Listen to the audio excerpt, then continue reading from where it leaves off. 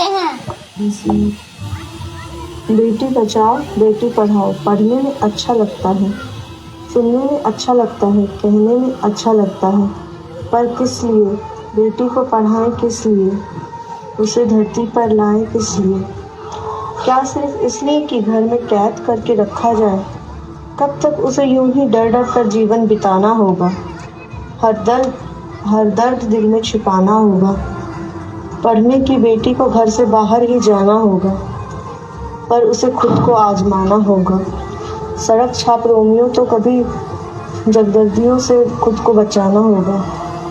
कुछ दिन पहले जहां एसिड अटैक हुआ, कल जहां किसी बेटी को नोचा गया, सब कुछ जानते हुए भी बेटी को अकेले उसी राह से बचकर आना होगा। अकेला इसलिए क्योंकि यहाँ पापा और भाई के सिवा कोई अपना नहीं। भरे बाजार में सब हुआ पर कोई कुछ करता नहीं। अरे करना तो दूर, किसी ने कुछ देखा तक नहीं, क्योंकि तमाशबीन तो बाद में तमाशा दिखाएंगे। पहले कैंडल जलाएंगे, फिर जस्टिस की गुहार लगाएंगे, थोड़ी पब्लिसिटी के बाद फिर तमाशबीन बन जाएंगे। तो क्या हर कदम पर पापा या भाई को साथ जाना होगा? पर कब तक? शायद तब तक जब तक दुनिया ये नहीं समझ जाती कि बेटी तेरी या मेरी नहीं, हमारी है। वो मौका नहीं, जिम्मेदारी है। जब हर मोड़ पर हर बेटी का ध्यान रखा जाएगा, हर सभ्य पुरुष खुद को पिता या भाई पाएगा।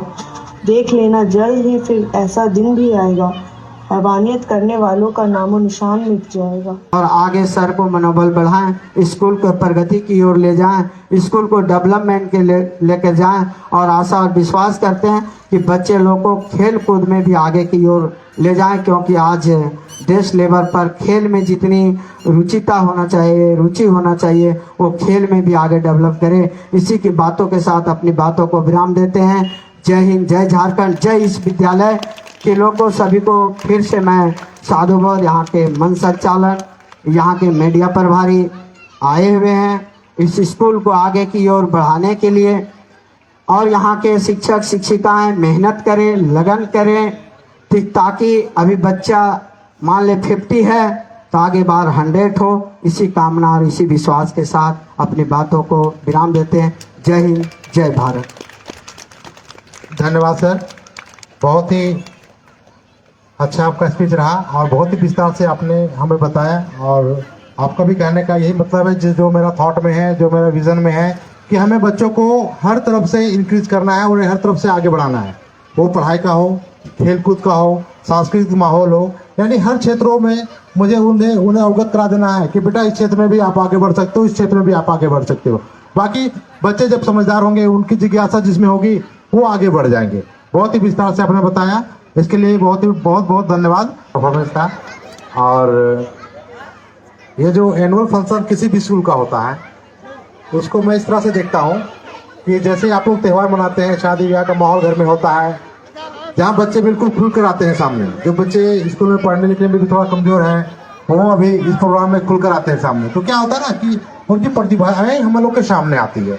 तो इस तरह का आयोजन विद्यालय द्वारा होना, किसी भी विद्यालय के द्वारा होना एक बहुत ही अच्छी बात है, क्योंकि कुछ छुपी प्रतिभाओं को मुझे निकालना होता है।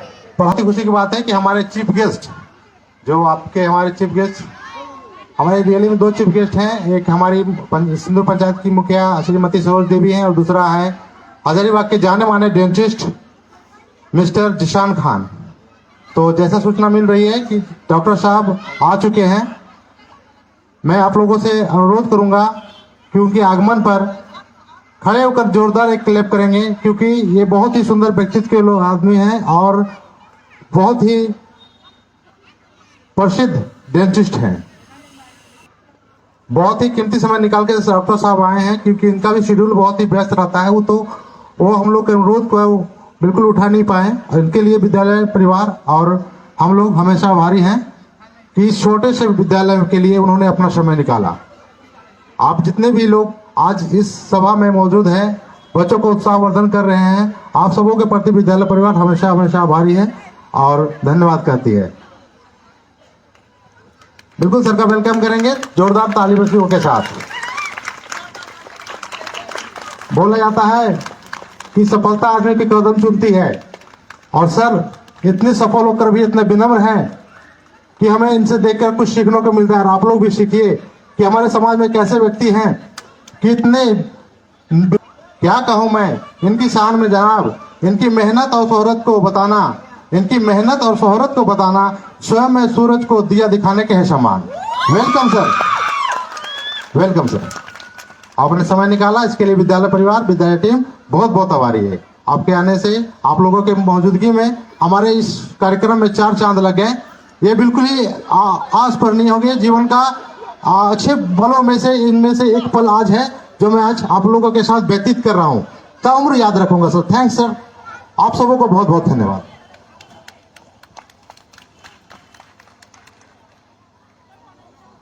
नेक्स्ट भाई के नाम से बच्चे डरे हुए रहते हैं, बच्चे टीचर से मिलजुल नहीं पाते हैं, अच्छी सी बातें नहीं कर पाते हैं। लेकिन जब इस तरह का माहौल आता है तो एक लगता है स्कूल में जैसे कोई फेस्टिवल चल रहा है और इसको बच्चे एंजॉय करते हैं और वो बच्चे टीचर से अच्छे ढंग से कनेक्ट हो पाते हैं और इसका फायदा हमें मिलता है कि बच्चे में क्या प्रतिभा है या फिर किसी भी चीज के लिए हमको उनको कन्विंस करने में आसानी होती है।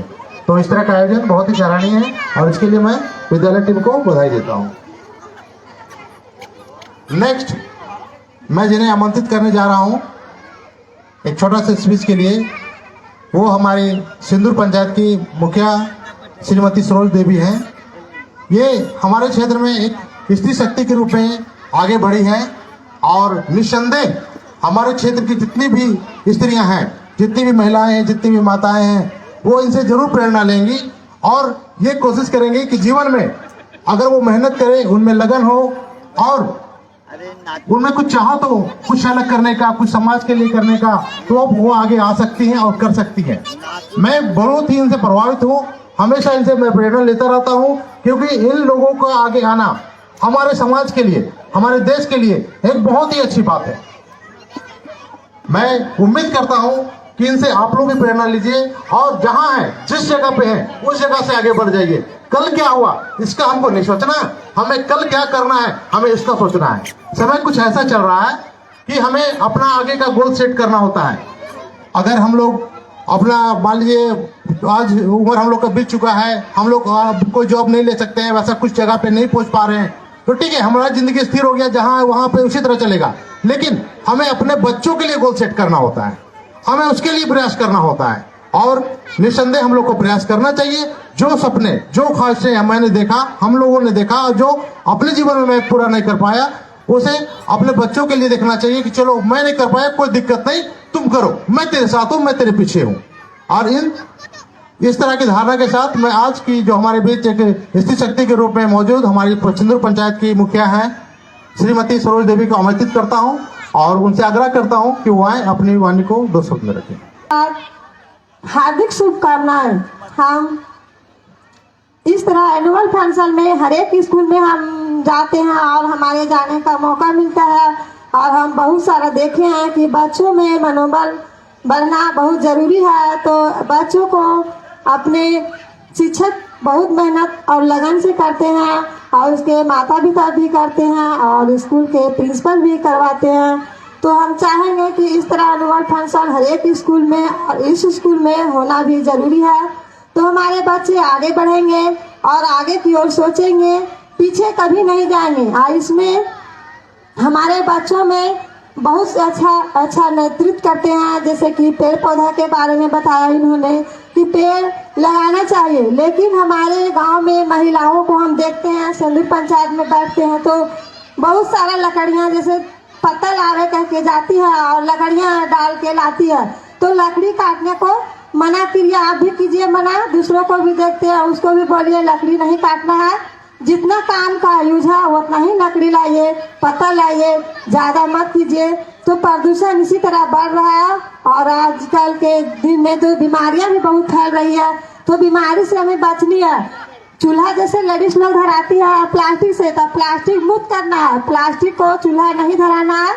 नहीं मिलता है तो डीजल लाइए, पेट्रोल, मिट्टी तेल लाइए, इससे चूल्हा धराइए, अन्यथा प्लास्टिक से चूल्हा धराने का कोई भी महिलाओं ने नहीं कीजिए। उससे है कि कैंसर का बीमारी फैलता है, तो उससे महिलाओं को बहुत असर पड़ता है। इसलिए हम एक बात बताना चाहते थे, हमारे महिलाओं ने है यहाँ बहुत सारा तो यूज करते होंगे चूल्हा का, तो नहीं धरा, उससे नहीं धराइए, डीजल से आप लोग धराइए।